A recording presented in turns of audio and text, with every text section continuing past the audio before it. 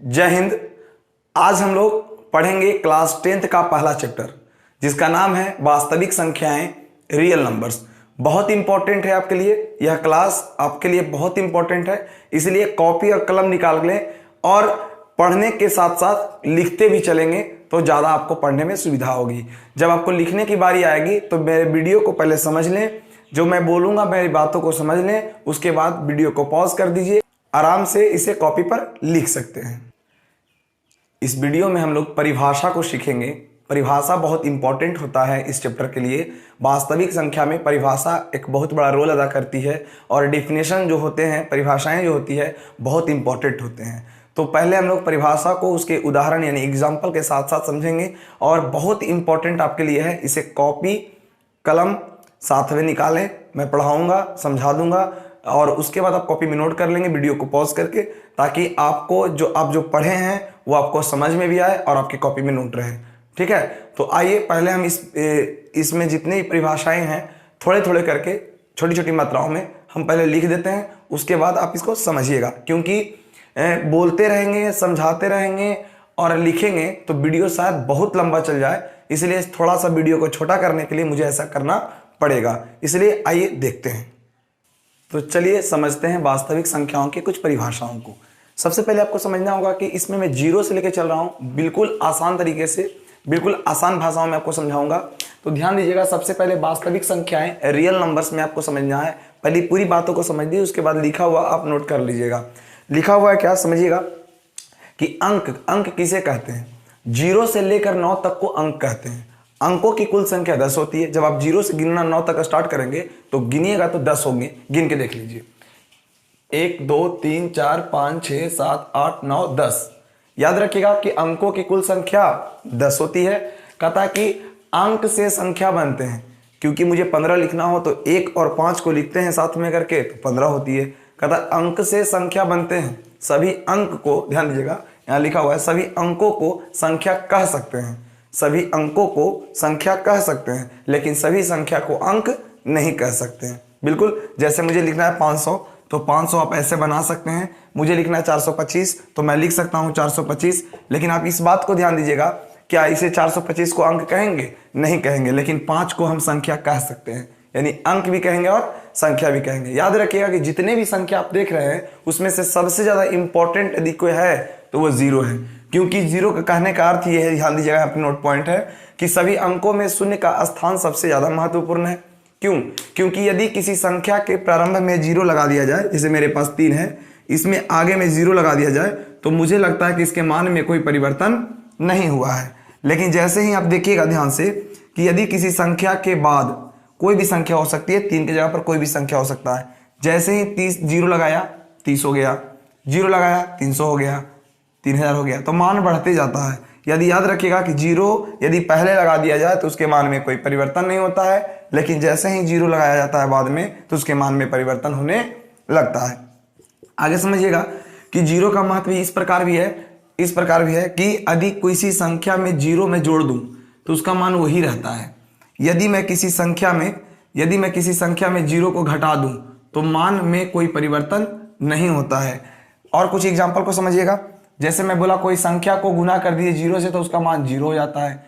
यहाँ पे समझिएगा, बहुत इंपॉर्टेंट ये है आपके लिए कि यदि कोई संख्या है बटा के रूप में, ऐसे जैसे 0/4 लिख दिया है ना, तो इसका अर्थ होता है 0। 0/4 का अर्थ होता है 0। आप इस बात को समझिएगा, इसको दूसरे फॉर्म में किस प्रकार लिखते हैं इसको समझिएगा। इसको लिखते हैं 0/4 = 0। इसका अर्थ ये होता है, याद रखिएगा हमेशा। मैं इसको एक्सप्लेन करके बताऊंगा क्यों ऐसा होता है। उसके बाद आप समझिएगा एक और है कि यदि कोई अंक ऊपर हो और नीचे कोई संख्या हो, मतलब कि नोमिनेटर डिनोमिनेटर पढ़े होंगे, अंश और हर, यानी हर में अगर 0 हो तो इसका मान इन्फिनिट होता है, अनंत होते हैं। इसको लिखने का फॉर्म ऐसा होता है, अंक पहले और भाग ऐसे। ठीक है, इसका मान जब भी आएगा जब इन्फिनिटिव होगा। दो बात को समझ में आया होगा आपको। तो आइए एक बार हम इसको अच्छे तरीके से दोनों को समझाते हैं, बहुत इंपॉर्टेंट है।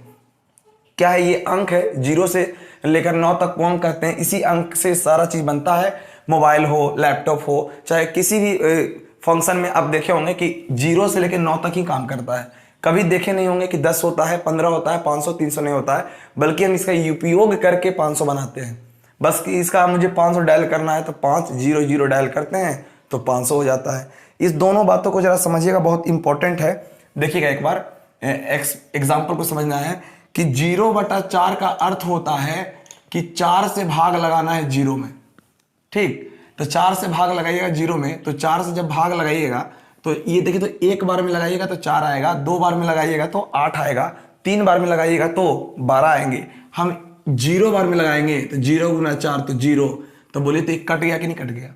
यानी याद रखिएगा कि कभी भी ऊपर में अंक हो तो उसका मान हमेशा 0 होता है। ये तो मैं एक एग्जाम्पल समझाया। दूसरा एग्जाम्पल, यदि यही ऊपर रहे और नीचे 0 रहे तब क्या होगा, तो समझना है। 0 से भाग लगाएंगे 4 में, तो आप देखिए तो जब 0 से भाग लगाएंगे 4 में तो हम 5 बार में लगाते हैं। देखिए 5 × 0 तो 0 आएगा, फिर आएगा यहाँ पे 4। यदि मैं 3 लगाता हूँ तो 3 लगाएगा, 3 × 0 तो भी आएगा 0, तो फिर तो घट के वही ना आ रहा है बार बार। ये कभी कट ही नहीं सकता है। जो मन में आएगा, जिससे आपको भाग लगाने का मन है उससे भाग लगा सकते हैं। इसीलिए इसका जो मान होता है वह अनंत होता है, इन्फिनिटिव होता है। तो आप अंक को अच्छे तरीके से समझ गए होंगे। ये थोड़ा सा लेंदी, थोड़ा बड़ा था, लेकिन आपको अच्छे तरीके से समझ में आया होगा। तो आइए अभी और भी बहुत सारी परिभाषाएं हैं, उसको समझते हैं। एक बार आप स्क्रीनशॉट इसका ले लें। चलिए तो इसे समझते हैं हम लोग। बहुत इंपॉर्टेंट ये परिभाषा है, तो इसमें पढ़ना है हम लोग को। समझना है कि पूर्ण संख्या, प्राकृत संख्या और पूर्णांक क्या होते हैं। प्राकृत संख्या, पूर्ण संख्या और पूर्णांक क्या होते हैं, एक बार में आपको समझ में आ जाएगा। बिल्कुल आसान भाषाओं में समझ में आएंगे। थोड़ा सा देखते रहिए, ध्यान से समझिएगा। कहता है कि प्राकृत संख्या किसे कहते हैं। कहता है गिनती वाली संख्या को प्राकृत संख्या कहा जाता है। प्राकृत संख्या जब भी होते हैं जो 1 से शुरू होता है, क्योंकि गिनती वाली संख्या को प्राकृत संख्या कहते हैं। गिनती वाली संख्या कहाँ से होती है, गिनती कहाँ से शुरू करते हैं, 1 से शुरू करते हैं।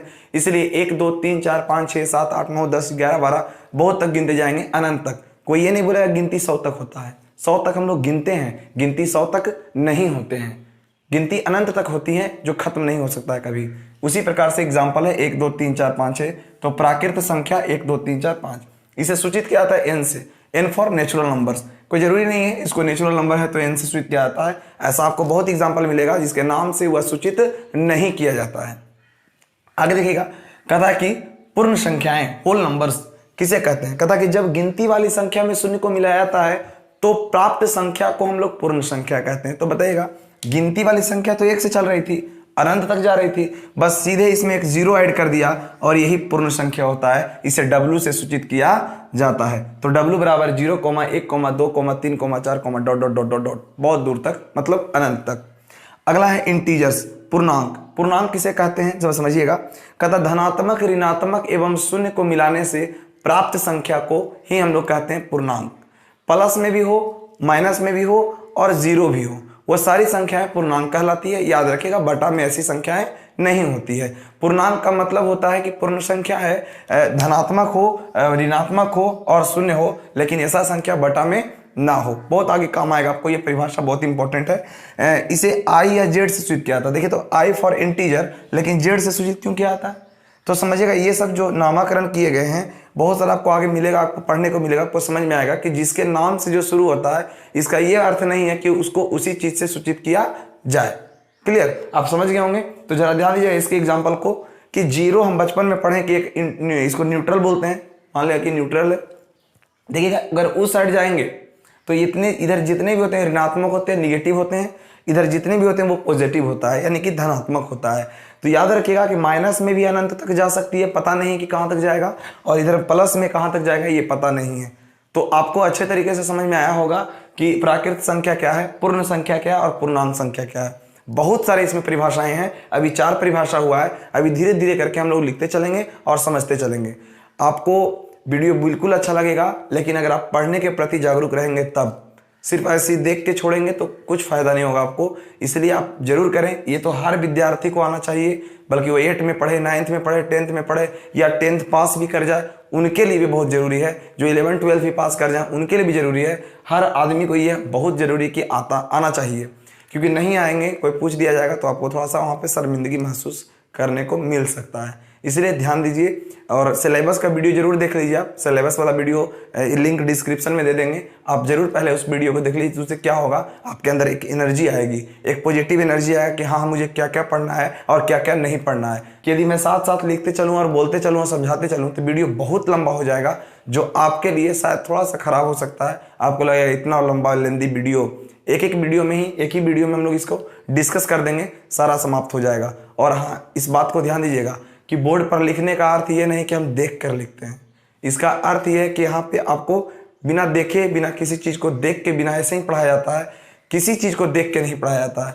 ये सारे मुझे भी याद हैं और हमारे जो स्टूडेंट पढ़ रहे हैं वो तो ऐसे ही भी बताते हैं।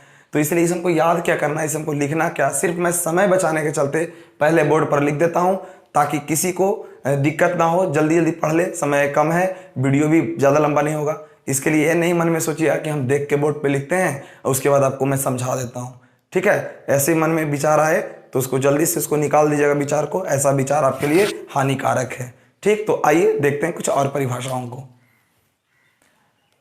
चलिए, तो इसे भी हम लोग देखते हैं और बहुत ही आसान होता है डिफिनीशंस, बहुत ही आसान होते हैं डिफिनीशन।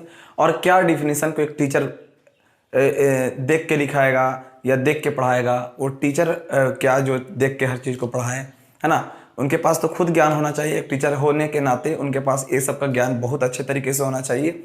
आइए तो समझते हैं इन बातों को, बहुत इंपॉर्टेंट है। यहाँ देखिए VVIE, ये बहुत इंपॉर्टेंट है।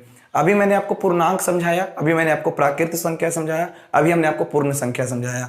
बहुत अच्छे तरीके से समझ में आपको आया होगा, आप नोट भी कर लिए होंगे, मुझे आशा है। तो ध्यान दीजिएगा, यहाँ पर लिखा हुआ परिमेय संख्याएं। परिमेय संख्याएं क्या है तो बताया मैंने, वो ऐसी संख्या जिसे P/Q के रूप में लिखा जाए। देखिए आजकल रट लेते हैं बहुत सारे लोग, कोई जरूरी नहीं है कि P/Q के रूप में हो। P/Q के रूप तो हम मानते हैं इसको, इसे आप ऐसे भी बोल सकते हैं कि वैसी संख्या जो A/B के रूप में हो। ये A/B या P/Q एक फॉर्म है जो किस कंडीशन, किस रूप में परिमेय संख्या होता है उसको दर्शाती है। लेकिन हम लोग तो रट लेते हैं कि वैसी संख्या जो P/Q के रूप में होती है उसे ही परिमेय संख्या कहते हैं, जो बिल्कुल गलत। ऐसा कोई जरूरी नहीं है। वैसी संख्या जो P/Q के रूप में हो उसे परिमेय संख्या कहते हैं, इतना बोल के छोड़ने पर यह गलत होगा।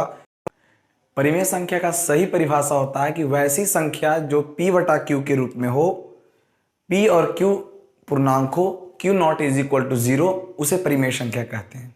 बहुत इंपॉर्टेंट है। इसका दूसरा परिभाषा और करके, वैसी संख्या जिसका पूरा पूरा वर्गमूल निकलता है उसे परिमेय संख्या कहते हैं। इसे आप अच्छी तरीके से जानते होंगे। तो आइए, परिमेय संख्या को सूचित किया जाता है P से, है ना। तो देखिएगा, परिमेय संख्या को कुछ पहचानने का रूल समझिएगा। जैसे ये P4 परिमेय संख्या को लिखते हैं P से, तो याद रखिएगा कि वैसी संख्या जो P/Q के रूप में हो। देखिए 0 है तो 0 एक परिमेय संख्या, क्योंकि 0 को हम लिख सकते हैं 0/1, और 0 एक पूर्णांक संख्या भी है। देखिएगा 0 भी पूर्णांक संख्या है और 4 भी पूर्णांक संख्या है। देखिएगा 4/0 ऐसा भी लिख सकते हैं। लेकिन परिभाषा में क्या लिखा गया कि P और Q एक पूर्णांक संख्या हो लेकिन Q≠0, मतलब Q का जगह पर 0 ना हो तो ये परिमेय संख्या नहीं होगा, ये परिमेय संख्या नहीं होंगे। एग्जाम्पल समझ लीजिए, माइनस में 1/2, माइनस में √16 डॉट डॉट डॉट, इस प्रकार से जितनी भी संख्याएं आएगी ये सारी संख्याएं परिमेय होंगी। प्लस में उधर जाएगा तो 3 भी होगा परिमेय संख्या, 5/7 भी होगा परिमेय संख्या, 9/11 भी होगा परिमेय संख्या, 17/23 भी होगा परिमेय संख्या, या रूट 9 भी होगा परिमेय संख्या। ये सारी परिमेय संख्याएं हैं, ये परिमेय संख्या का एग्जाम्पल है। मैं एक बार और बोल देता हूं ताकि आपको समझ में अच्छे तरीके से आ जाए। वैसी संख्या जिसे P/Q के रूप में लिखा जाता है, P तथा Q एक पूर्णांक हो, Q�not=0, उसे परिमेय संख्या कहते हैं। और परिमेय संख्या का दूसरा परिभाषा जिसे हम पहचान करने में मुझे सुविधा होगी कि वैसी संख्या जिसका पूरा पूरा वर्गमूल निकलता है उसे हम लोग परिमेय संख्या कहते हैं। कुछ एग्जाम्पल ऐसे भी होते हैं जो देख सकते हैं आप कि √2/√2, आपको लगेगा कि √2 का तो वर्गमूल निकलता ही नहीं है, बट ये √2 से √2 कैंसिल होता है, इसलिए 2√2/√2 एक परिमेय संख्या है, ठीक है। तो ऐसे एग्जाम्पल बहुत सारे आपको मिलेंगे। जैसे मिलेगा आपको 75/48, आप देख रहे होंगे, देखने में लग रहा है कि 48 का वर्गमूल नहीं निकलेगा, 75 का वर्गमूल नहीं निकलेगा, बट इसका वर्गमूल निकलता है। कैसे काटिएगा, जो सिंपलेस्ट करेंगे, मानक रूप करेंगे, स्टैंडर्ड फॉर्म में करेंगे, जल्दी से काटिएगा इसको। तो 25 बार 25 दिया 75 और 16 दिया 48। तो देखिए, तो 25 का वर्गमूल होता है और 16 का भी वर्गमूल होता है, इसलिए जो आप देख रहे हैं 25/16 के रूप में, ये परिमेय संख्या जो देखने में परिमेय नहीं लग रहा था, ठीक है। तो आइए अगले परिभाषा को देखते हैं।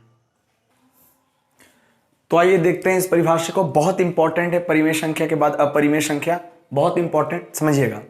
कहता है अपरिमेय संख्या किसे कहते हैं, तो जो परिमेय पढ़े हैं उसका सिर्फ उल्टा बोलेंगे। जिसका पूरा पूरा वर्गमूल निकलता है वो परिमेय होता है, तो जिसका पूरा पूरा वर्गमूल नहीं निकलता वो अपरिमेय होता है। वैसी संख्या जिसका पूरा पूरा वर्गमूल नहीं निकलता उसे हम क्या कहते हैं, अपरिमेय संख्या कहते हैं। इसे क्यों से सूचित किया जाता है, तो कुछ एग्जाम्पल को पहले हम लोग समझेंगे, बहुत इंपॉर्टेंट एग्जाम्पल है। जैसे रूट है यहाँ पे 5, तो 5 का वर्गमूल निकलता है, बिल्कुल नहीं निकलता है ना। तो ये माइनस है आगे लगा हुआ, अगर आप बोलिएगा कि तो बताइए तो जरिए सर ई कौची है, तो ये इसका अर्थ दूसरा इमेजिनरी नंबर है, काल्पनिक संख्या है, यानी वास्तविक नहीं है। हमारा चैप्टर का नाम है वास्तविक संख्या, तो इसके बारे में हम लोग अध्ययन नहीं करेंगे, लेकिन मैं आपको इसके बारे में ज्ञान दूंगा, आगे दूंगा, लेकिन पहले भी पढ़ लीजिए थोड़ा सा। तो यहाँ पे देखिएगा तो यहाँ पे रूट 5 है, रूट 3 है, रूट 3/3 है। अब तो कहिएगा कि देखिए तो इसका तो वर्गमूल नहीं निकलता, लेकिन इसका क्यों नहीं। तो एक कॉन्सेप्ट समझिएगा कि अच्छे लोगों के साथ जो बुरे लोग साथ में होते हैं, यानी बुरे लोग और अच्छे लोग जब साथ होते हैं तो कभी आपने नहीं देखा होगा कि वह बुरा आदमी अच्छा बन गया होगा, नहीं। याद रखिएगा कि जो अच्छे व्यक्ति के साथ बुरे व्यक्ति होते हैं ना, तो अच्छे व्यक्ति बुरे हो जाते हैं, लेकिन बुरे व्यक्ति अच्छा होना बड़ा मुश्किल है। यानी कि गलत की सत्संगी जल्दी खराब जल्दी होती है, और इसलिए हम लोग को बूढ़े बुजुर्ग कहते हैं गलत लोगों के साथ नहीं रहने के लिए। इसलिए देखिएगा यहाँ पे रह रहा है ये मान लिया परिमेय है और अपरिमेय के साथ परिमेय है, इसलिए यह कभी परिमेय नहीं बल्कि यह हमेशा अपरिमेय होगा।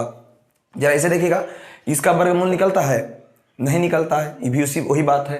यहाँ भी मैंने अभी क्या बोला कि रूट 5 एक कौन संख्या है, अपरिमेय संख्या, और अपरिमेय संख्या के साथ परिमेय रहेगा, अच्छा के साथ खराब रहेगा, कभी वो अच्छा बनेगा, कभी नहीं, वो खराब ही बनेगा। उसी प्रकार यहाँ पर भी वही हाल है। देखिएगा यहाँ पे रूट 5 एक अपरिमेय संख्या है, तो अपरिमेय के साथ कुछ भी लगा दीजिए वो सारा का सारा अपरिमेय ही होगा। तो इस बात को समझिएगा, आप बहुत अच्छे तरीके से जानते होंगे कि नाले के किनारे कितना भी अगरबत्ती जला दीजिए, अगरबत्ती की सुगंध नहीं बल्कि वो नाले की ही दुर्गंध देती है, आपको पता ही होगा। तो आइए, अगर आप परिमेय और अपरिमेय समझे हैं तो 1 मिनट आपके पास समय है, वीडियो पॉज कीजिए 1 मिनट के लिए, और 1 मिनट से कम में आप जल्दी से इन 12 सवाल को जवाब जल्दी से दीजिए। क्या आप सीखे कि नहीं सीखे, तो जल्दी से एक बार इसमें लिख दीजिएगा कि परिमेय है कि नहीं है, कौन सा परिमेय कौन सा अपरिमेय है, जल्दी से भर दीजिए। तो वीडियो को पॉज कीजिए और देखिए और नोट कर लीजिए। तो आइए देखते हैं, इसको थोड़ा सा सोल्व कर देता हूं ताकि आपको अच्छा लगेगा। देखिए,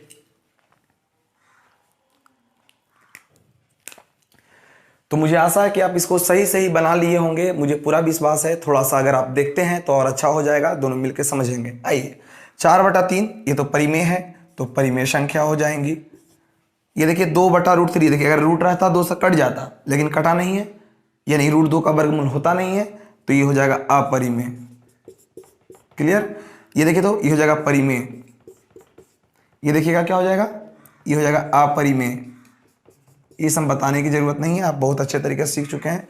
अभी मैंने बताया अपरिमेय हो जाएगा, पूरा नाम लिख लीजिएगा, अपरिमेय हो जाएगा। ये देखिए, इसको समझना है। कुछ लोग डायरेक्ट मार देंगे अपरिमेय। मैंने बोला था काटेगा तो काट दीजिए, काटेगा था 25 बार में, काटेगा था 16 बार में, 16 48, 3 से काटिए ना, 3 से 25 75, 16 48, 25 का वर्गमूल होता है 5, 16 का वर्गमूल होता है 4, तो ये हो जाएगा परिमेय संख्या। परिमेय संख्या पाई एक अपरिमेय संख्या है, कैसे मैं वो भी समझाऊंगा आपको, लेकिन थोड़ा सा वेट करिए। ये देखिए 9/13 होता है जो परिमेय होता है, 9/13 होता है जो परिमेय होता है। 9/√3 जो होता है वह अपरिमेय होता है। इसको मिलाए होंगे आप, बिल्कुल आपका सही होगा। और अभी मैंने बोला कि अपरिमेय के साथ कुछ भी लगेगा तो अपरिमेय होंगे। एग्जाम में पूछा हुआ है कि पाई एक कौन संख्या है, इसको पाई बोलते हैं। मैं अभी थोड़ा देर में आपको समझाऊंगा बढ़िया से, इसको ध्यान दीजिएगा। ये अपरिमेय होगा तो ये अपरिमेय संख्या होंगे।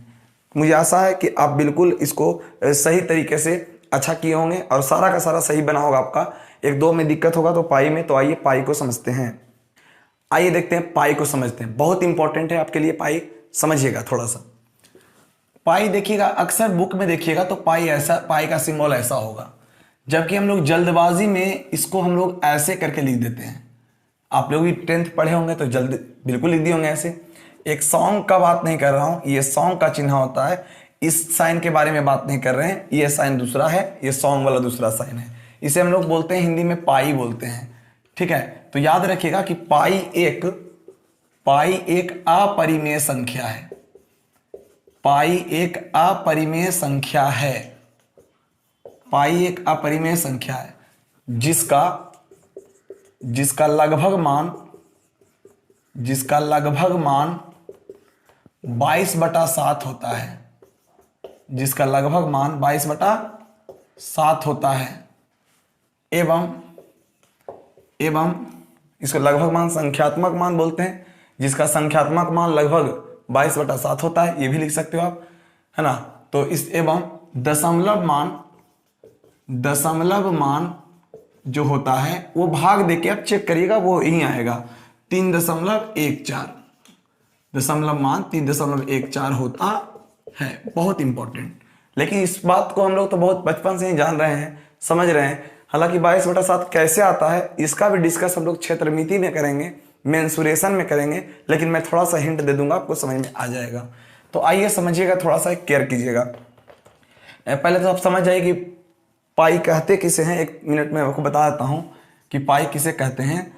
तो पाई किसे कहते हैं एक बार समझिए। कहता है कि किसी वृत्त की परिधि और इसके व्यास के अनुपात को पाई कहते हैं।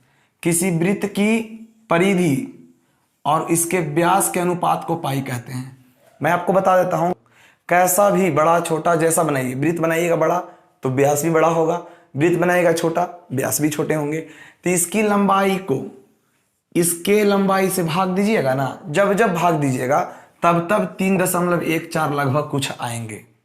तो इसीलिए 3.14 दशमलव में मान आता था, तो उसी दशमलव के मान को बटा में लगाया गया 22/7। जबकि ऐसा सुनिएगा एक बात और, पाई का शुद्ध मान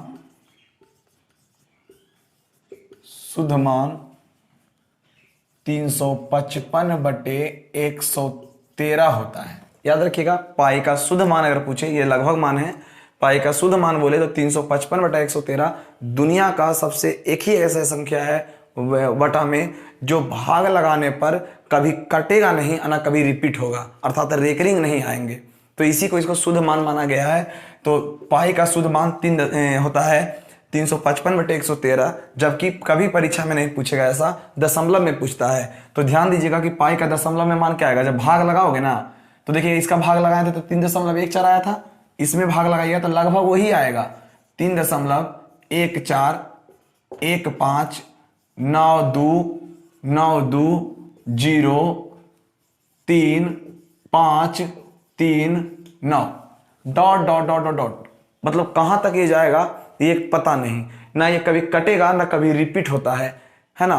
तो इसे हम लोग बोलते हैं पाई का शुद्ध मान। और जब कटता नहीं है, रिपीट नहीं होता है, इसलिए वो अपरिमेय भी होता है। इसलिए पाई जो है अपरिमेय है, लेकिन पाई का जो मान है वह परिमेय है। अगर तुमसे पूछा जाए, पूछ दे आपसे कि पाई का मान क्या होता है, तो पाई का मान 22/7 होता है।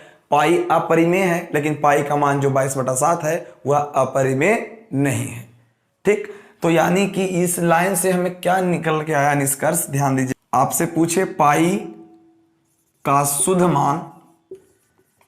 मान ऑप्शन में अगर मिल जाए तो शुद्ध मान आपका होता है 3.1416, जबकि इसको भाग देने पर 3.1416 नहीं आता है। तो इससे ऐसा क्यों, आप पढ़े होंगे 5 क्लास में सन्निकटन मान, कि जब बड़ी संख्या 5 से बड़ी, 5 या 5 से बड़ी संख्या के बाद सारी संख्या को हटाने पर यह बगल वाले को एक प्रदान कर देती है। तो बगल वाले को ये दे दिया और बाकी सब का सब हट गया। तो यही संख्या सन्निकटन मान होती है भी, और पाई का शुद्ध मान यही होता है पाई का शुद्ध मान। तो याद रहेगा आपको कि पाई का शुद्ध मान होता है 355/113 दशमलव में 3.14169292035339 होता है, डॉट करके। आप भाग लगाइएगा तो हो सके आपका मोबाइल में इससे ज़्यादा डिवाइड ना दिखाए। अगर आप लैपटॉप से भाग देंगे, कंप्यूटर से भाग देंगे तो ज़्यादा अंक तक भाग दिखाई देगा। छोटे फ़ोन से दीजिएगा तो आपका हो सके भाग भी गलत दिखाई दे। इसलिए अपने मोबाइल में टैब से यदि भाग देके देखते हो तो कुछ अंक तक ज़्यादा और भाग दिया जा सकता है। अभी बहुत सारे परिभाषाएं, थोड़े से और कुछ देखते हैं हम लोग। आइए तो देखते हैं। तो आइए वास्तविक संख्या को देखते हैं। जिस चैप्टर को हम लोग पढ़ रहे थे उसका नाम ही था वास्तविक संख्या, जिसका परिभाषा अब शुरू होता है। हम चाहते तो शुरू में ही लिखाते इस डिफिनेशन को, लेकिन सीरियल नंबर से लिखाने पे आपको समझ में अच्छा तरीके से आएगा। देखिए, क्योंकि इसका परिभाषा है कि परिमेय तथा अपरिमेय संख्या को मिलाने से प्राप्त संख्या को वास्तविक संख्या कहते हैं। अगर मैं आपको परिमेय और अपरिमेय नहीं पढ़ाता तो रियलिटी मानिए, ईमानदारी से मैं कहता हूं कि आपको यह परिभाषा समझ में बिल्कुल नहीं आता। इसलिए जो भी बता रहा हूं एकदम सेटअप है, एकदम सरियाया हुआ है, जो आपको बिल्कुल अच्छे तरीके से समझ में आएगा। तो आप देखिए, लिखा हुआ है परिमेय संख्या तथा अपरिमेय संख्या को मिलाने से प्राप्त संख्या को वास्तविक संख्या कहते हैं। इसे आर से सूचित किया जाता है। इसका मतलब इसके एग्जाम्पल में परिमेय, अपरिमेय, बटा, रूट सब होगा, लेकिन क्या नहीं होगा, तो माइनस के अंदर रूट नहीं होगा। इस बात को सिर्फ ध्यान देना, बाकी दुनिया का सारा संख्या इसमें लिख देंगे, सब का सब हो जाएगा वास्तविक संख्या। लेकिन अगर माइनस के साथ अंदर में रूट माइनस में रहता है तो वह संख्या वास्तविक नहीं होता है। लिखा हुआ है कि -2 एक वास्तविक संख्या न है, तो न है का मतलब अर्थात अवास्तविक है। अवास्तविक का मतलब काल्पनिक। इसमें 11th में एक चैप्टर पढ़ना है कॉम्प्लेक्स नंबर, उसी चैप्टर में इसके बारे में पढ़ना है, काल्पनिक संख्या के बारे में, अर्थात अवास्तविक संख्या के बारे में। तो 10वां में पढ़ना है वास्तविक संख्या, 11th में पढ़ना है अवास्तविक संख्या अर्थात काल्पनिक संख्या, इमेजिनरी नंबर। तो आइए समझाता हूं इसको एक्सप्लेन करके। जैसे देखिए, एक एक्सप्लेन करके मैं बताता हूं कि माइनस में √2 है। क्या मैं लिख सकता हूं माइनस में √2 और गुना माइनस में 2 और गुना माइनस में 1? बिल्कुल, क्योंकि गुना करेंगे तो फिर यही आएगा।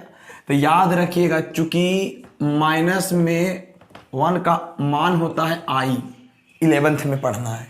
अभी सिर्फ जान लीजिए, जानकारी प्राप्त कर लीजिए। तो 2 का वर्गमूल तो निकलेगा नहीं, तो ये रूटे में रह जाएगा और i हो जाएगा, इसका मान हो जाएगा i। तो गुना कर दीजिएगा तो इसका आंसर हो जाएगा √2i। अगर यहाँ पे 4 होता तो 4 का वर्गमूल निकलता तो होता 2, और 2 गुना i तो 2i। इसका यही वैल्यू होता है, और ये पढ़ना है हम लोग को 11th में, कॉम्प्लेक्स नंबर में पढ़ना है हम लोग को। तो इसीलिए इस चीज को अगर आप ज्यादा उच्च क्लास में जाओगे तो आपको सीखने को मिलेगा। तो थोड़ी थोड़ी बातें हम लोग सीखे हैं, बहुत इंपॉर्टेंट बात है, आपको समझ में आ रहा होगा। तो थोड़ा सा देखिएगा, एक मैं आपको संबंध बताता हूं जो आप पढ़े हैं, उतार लीजिएगा, इसे नोट कर लीजिएगा, बिल्कुल आप नोट कर लेंगे। एक संबंध में बता रहा हूं, ध्यान दीजिएगा, रिलेशन, बहुत इंपॉर्टेंट, जो अभी आप पढ़ रहे थे, इसको नोट कर लिए होंगे आप। चलिए